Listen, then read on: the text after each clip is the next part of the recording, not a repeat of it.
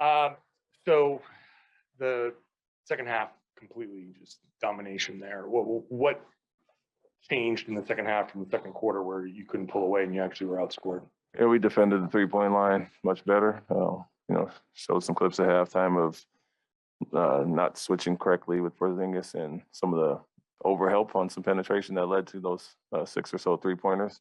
And that's what they've been doing. They're a team that's been moving the ball, getting a ton of catch and shoot threes. And I think to hold them to only 21 attempts, we obviously did a much better job in the second half. And Grant had been in a bit of a slump there with the three-point shooting throughout the month.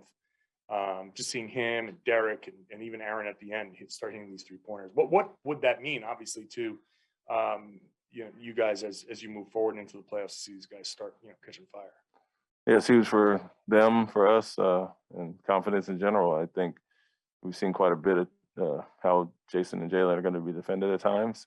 They're trying to make up the guys prove it, and the result is 39 assists when guys are making shots, but we're also moving the ball and trusting our guys. And so, we're not as worried with Grant. It's a pretty simple thing, catch and shoot, and he gets good looks that we feel he's going to knock down. But Peyton, Derek, and those guys are going to, like I said, teams are going to load up and try to have those guys prove it. And so, stay confident, move the ball and take the right shots, and then most likely we'll live with the result. And they're getting great looks like we did tonight.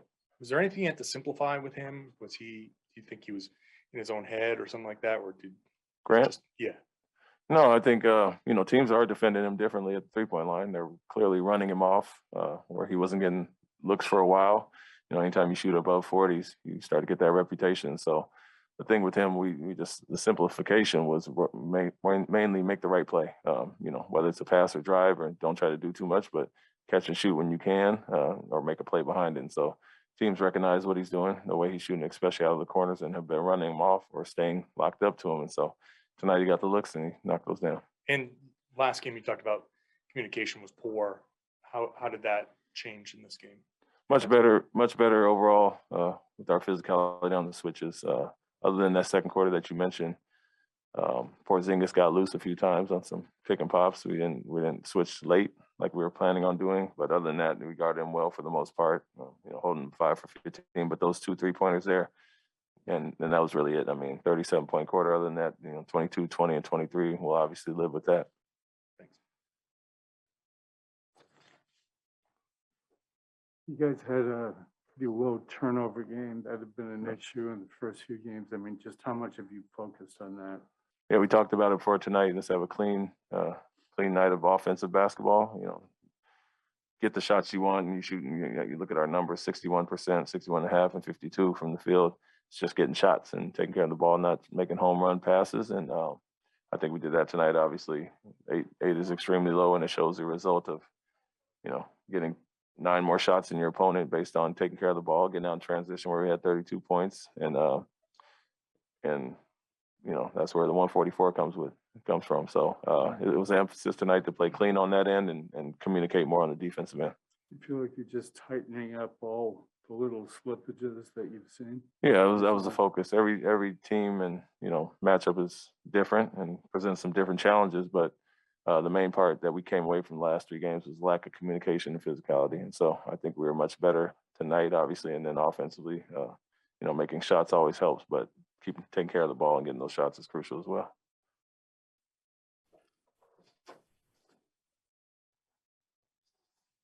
Seemed like kind of really all season the identity that you were kind of instilling these guys was the defense. So that was kind of your calling card. But the offense now, I think the last 15 games show you guys are tops in the league. What's it been like to kind of see that transformation at that side, and what does it kind of show you what could be possible? Yeah, it's taken a little more time. I think the buy-in defensively happened much sooner, and we've ranked up at the top of the league defensively for quite a while now. The offensive habits were harder to change, but guys understanding who they are and what their teammates rely on them for those shots, and I think that just takes a little bit of time to continue to understand that you don't have to make the play over 2-3 guys. Trust your teammates, and it'll open everything up for you. So that part took a little more time, and the results are based on that. Our defense was solid, but we weren't closing out games at times. Now the offense is clicking, as well as playing high-level defense. You're going to get these blowout results. What were we say? getting out of habits, what were some of the habits you were seeing that you had to get out of? Playing in crowd, simply, you draw two, get off the ball, not having to make a play over 2-3 guys. And, like I've said with Jayson and Jaylen, they're such gifted scorers that, and big guys that can score over crowds, but, not having to do that, having to rely on that, simplifying it for themselves and the rest of their teammates. And then, as you see, when guys start knocking down shots, the lanes open up for them, the double teams stop coming, and they can do what they do on a night-to-night basis. What's going to be the value of playing these 3 road games against 3 playoff teams as like a final prep? Yeah, the main thing is that everybody's still jockeying for something, for position. All playoff teams, but we'll see what Memphis does or whoever in that last game. But Chicago's still playing for something. 5th to 7th. Milwaukee as well. That 1 through 4 is very tight. So not only high level competition, but all teams that are playing for something. So it'll be a great test. We talked about the Utahs and Golden States and Denvers, and in our month of March being harder than February was. And I think this all kind of leans into going into playoffs and keep us sharp and focused. On Zoom, Bobby Manning. Hey, Ime, you talk about guys understanding who they are on offense. It feels like Jalen's kind of had a journey this year to get to that point, and now he's, thriving as a finisher and an initiator.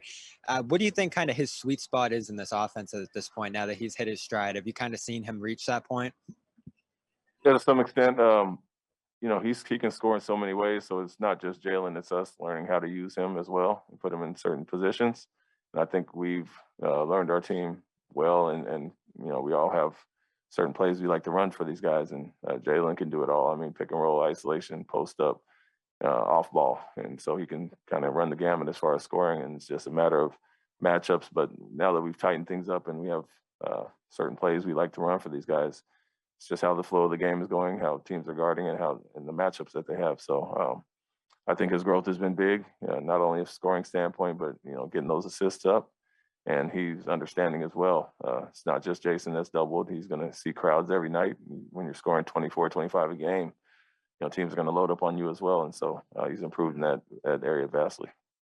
One more on Zoom, Gary Washburn.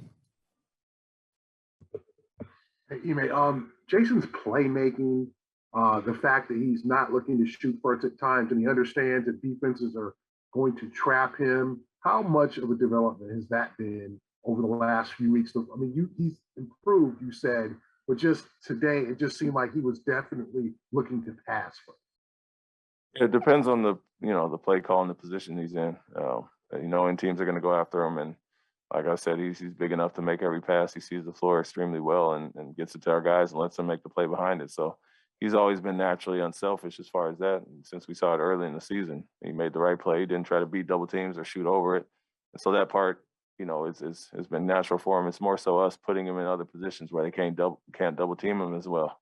And so we'll put him at the nail, put him on the block, and so obviously harder to blitz him there as opposed to being far away from the basket. So we mix it up as well, him being the screener sometimes, him being the handler, and he does a good job usually making the right decision.